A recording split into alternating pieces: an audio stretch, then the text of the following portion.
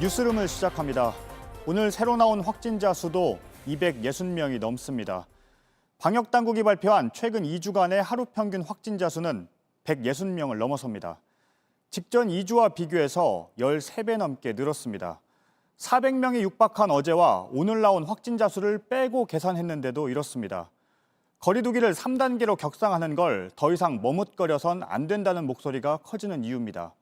지금 깜깜이 환자가 많고 특히 60대 이상 환자의 비율이 높아서 이번 주에 중환자가 늘어날 수 있습니다. 우선 JTBC가 취재한 병상 부족 문제부터 짚어보겠습니다. 배양진 기자입니다. 정부는 327개가 남아있다고 했습니다. 서울에서 코로나19 환자가 입원할 병상 수입니다. 전체의 40% 정도가 비어있다고 한 겁니다. 하지만 실제로는 아니었습니다. 서울시 방역당국 관계자는 취재진과의 통화에서 오늘 오전 서울시에 감염병 전담병원 병상이 4개만 남아있었다고 말했습니다. 정부 발표와 300개 넘게 차이가 납니다.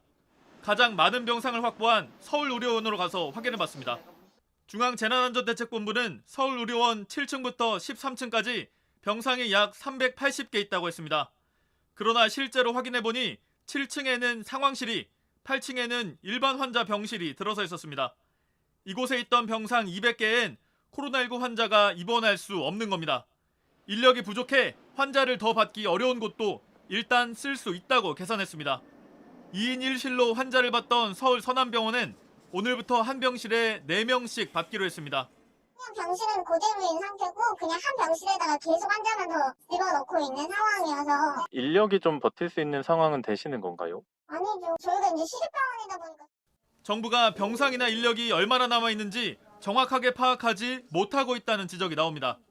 의료기관의 역량이 얼마나 되는지에 대한 오판을 할 수 있고 그에 따라서 사회적 거리두기의 상향 조정 같은 결정들을 시기를 실기할 수 있을 우려가 정부는 병상을 가동할 수 있는 인력 등을 포함해 병상 집계 기준을 재검토하고 있다고 말했습니다. JTBC 배양진입니다.